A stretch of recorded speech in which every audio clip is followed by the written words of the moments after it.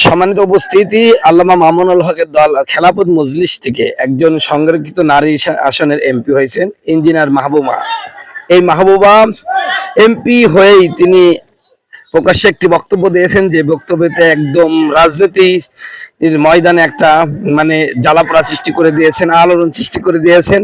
তিনি বলেছেন, আমরা নতুন ধারার রাজনীতি করতে চাই, একেবারে নতুন ভাবে, যে রাজনীতিতে কোনো শোষণ থাকবে না, বঞ্চনা থাকবে না, নারী ইসলামী হুকুমতেই চলবে, পর্দা থাকবে, এবং সে সাথে তারা রাজনীতির ময়দানও সামলাবে এবং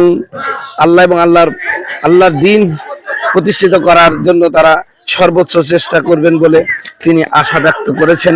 প্রিয় ভাইরা আমার, তবে একটা জিনিস ইতিবাচক, ওই যে বোধহয় মন্দের ভালো একটা কথা না। আজকে দেখেন, যেখানে একসময় আমরা রাজনীতি মানেই শাহবাগী মহিলাদেরকে দেখেছি, এখানে দিনদার মহিলারা গেলে ইনশাল্লাহ বাংলাদেশ একটি নতুন কিছু পাবে, সৎ নেতৃত্ব পাবে, এদেশের মানুষের ভাগ্যের পরিবর্তন হবে ইনশাল্লাহ।